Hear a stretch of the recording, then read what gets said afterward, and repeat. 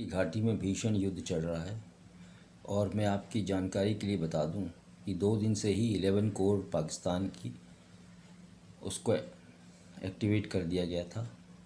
उसके ऑर्गेनाइजेशन के बटालियन जो स्पेशल सर्विस ग्रुप है उनको हेलीकॉप्टर के द्वारा कल रात को और परसों रात को पंजशीर की घाटियों में छोड़ दिया गया, लड़ने के लिए, पंजशीर के शेरों से, साले की फ़ौज से लड़ने के लिए। क्योंकि आतंकवादी जो तालिबान हैं उसमें 50% पाकिस्तान के रिटायर्ड फ़ौजी मिले हुए हैं। वो बुरी तरह मार खा रहे थे और हज़ारों की संख्या में हताहत हो चुके हैं। जिसको देखते हुए पाकिस्तान ISI ने ये प्लान बनाया और अपने सैनिकों को उस लड़ाई में डाल दिया। लेकिन अभी भी कब्ज़ा हो नहीं पाया है पंजशीर वैली में। तो ये कहने की बातें हैं, प्रोपेगेंडा है कि कब्ज़ा हो गया है, गवर्नर हाउस पे कब्ज़ा हो गया ऐसा कहा है, तो ऐसा कुछ नहीं है। तो लड़ाई जारी है। मैं आपको फिर याद दिलाना चाहता हूँ कि जब सोवियत यूनियन की पूरी फ़ौज, आर्मी, एयरफोर्स लगी रही तब भी वो पंजशीर पे कब्ज़ा नहीं कर सके, तो पाकिस्तान की क्या बिसात। लेकिन हाँ, कुछ नुकसान ज़रूर वो पंजशीर के शेरों को पहुँचाएंगे, वो हो सकता है।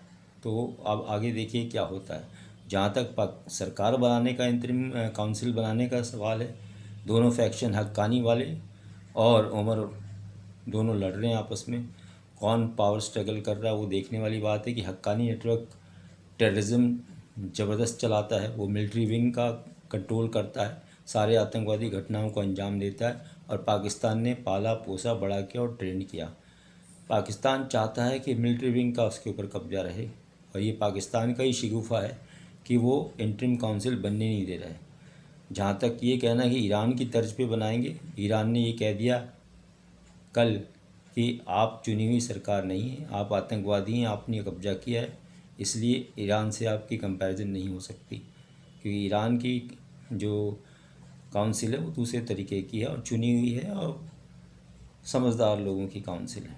तो आगे ये देखा जाएगा कि क्या वाकई में तालिबान इंटरिम गवर्नमेंट बना सकते हैं या भी कुछ और दिन चलेगा जब तक कि पंजशीर की लड़ाई का कोई अंत नहीं होता या इस वैली के ऊपर कब्जा नहीं होता या वहाँ से लड़ाई बंद कर दी जाती है और उसको छोड़ दिया जाता है अपने हाल पर, जैसे कि हमेशा से पंजशीर घाटी अलग थलग रही है और कंट्रोल में नहीं आई है। तो पाकिस्तान पूरी तरह से इसमें इन्वॉल्व है, लड़ाई में पाकिस्तान की फ़ौजें इन्वॉल्व है, पाकिस्तान के हेलीकॉप्टर इन्वॉल्व हैं। और जहाँ तक मुझे सूचना प्राप्त हुई है कि अमेरिका और पाकिस्तान में अंडरस्टैंडिंग थी छोड़ने के पहले कि ये हम छोड़ के जा रहे हैं, अब आपको जो करना है करिए, जो बेस्ट पॉसिबल है आप मज़े लीजिए, लूटिए, हथियार ले जाइए, हथियार भी यहाँ पड़े हुए हैं और रातों रात ट्रक भर भर के स्मॉल आर्म्स और बाकी चीज़ें पाकिस्तान की तरफ जा रही हैं, हैवी वेपन्स जा रहे हैं। पाकिस्तान एक डकैत की तरह इस समय काम कर रहा है और पंजशीर की घाटी पे वो अटैक करने में अपनी फ़ौजों को लगा चुका है। अब ये दुनिया को देखना है कि कैसे वो पंजशीर का सपोर्ट करती है या उनकी मदद करती है, ये तो समय ही बताएगा। और जो भी इंटरिम सरकार बनेगी वो तालिबान की ही बनेगी, उसमें कितना हक्कानी का शेयर रहेगा वो अलग है, लेकिन ये आतंकवाद जारी रहेगा। अमन व अमान, शांति अफ़गानिस्तान में कभी नहीं होगी। हो सकता है कि अपसर्ज हो और इंटरनल रेजिस्टेंस शुरू हो जाए और वहाँ पे गृहयुद्ध की स्थिति बन जाए और दुनिया के कुछ देश वहाँ के लोगों की मदद करें, उस गृहयुद्ध में उनका सपोर्ट करें, जिससे तालिबान को ख़त्म किया जा सके और पाकिस्तान की बपौती को ख़त्म किया जा सके। क्योंकि पाकिस्तान के बहुत सारे एजेंट काम कर रहे हैं हर रूप में और पाकिस्तान वहाँ से लूट मचा रहा है और रातों रात वहाँ से प्रॉपर्टी जो है वो कब्जाई जा रही है पाकिस्तानियों द्वारा, वहाँ पे लूटा जा रहा है, सामान को उठाया जा रहा है ट्रकों में भर के पाकिस्तान की तरफ जाते हुए कई लोगों ने देखा है, कुछ ट्रकों रोका भी है।